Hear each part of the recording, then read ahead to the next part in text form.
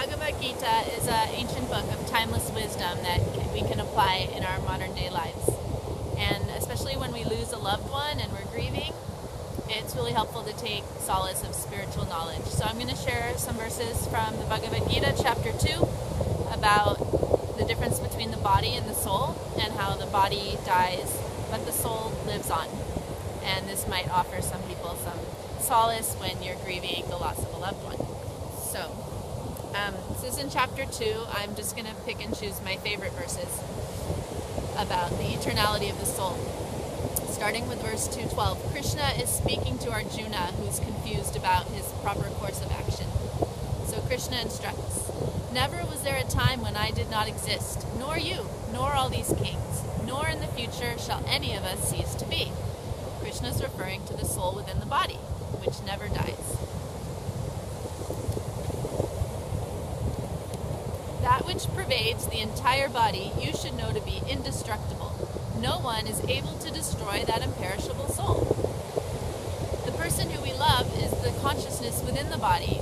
When somebody dies, we don't hang on to their dead body. We don't love that body. There's nobody in it. We love the person inside. And Krishna's saying that that soul, that consciousness, never can die. It just changes forms or where it is.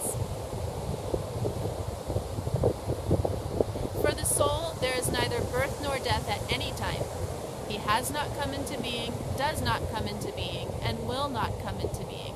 He is unborn, eternal, ever existing, and primeval. He is not slain when the body is slain. So this is great news. Our loved one did not die. The body did. Of course we're sad. Of course we are not in their physical presence. But it's comforting to know that the soul lives on. How can a person who knows the soul is indestructible, eternal, unborn, and immutable kill anyone or cause anyone to kill? The soul can never be cut to pieces by any weapon, nor burned by fire, nor moistened by water, nor withered by the wind. The individual soul is unbreakable and insoluble, and can be neither burned nor dried.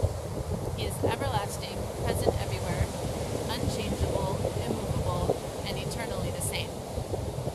It is said, the soul is invisible, inconceivable, and immutable. Knowing this, you should not grieve for the body. So I find these verses comforting and helpful. Also, I find it helpful to look around at nature. We can see the leaves of the trees, they go through cycles every year. They change, the leaves die, and then they come back again and are beautiful in the spring, pink and purple. And then again they get old and dry and fall off the trees. The sun rises and sets every day. The waves here, I don't know if you can see behind me, are coming in and out. Everything in nature has cycles and phases. Why do we think that we should be above that? Why do we think we should live forever? The body is made of matter. Matter cannot live forever. If we want to live forever, I recommend we go deeper into our spiritual practices, whatever they may be, and access that part of us that is eternal. Access consciousness, the soul.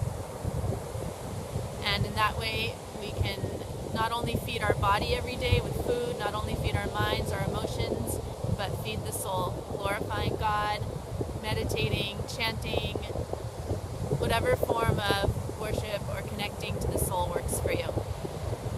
And I'll just end with a short mantra that helps me connect to God. Feel free to sing along.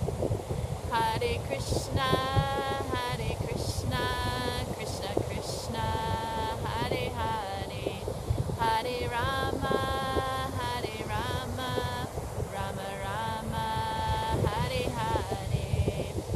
Namaste and have a nice day.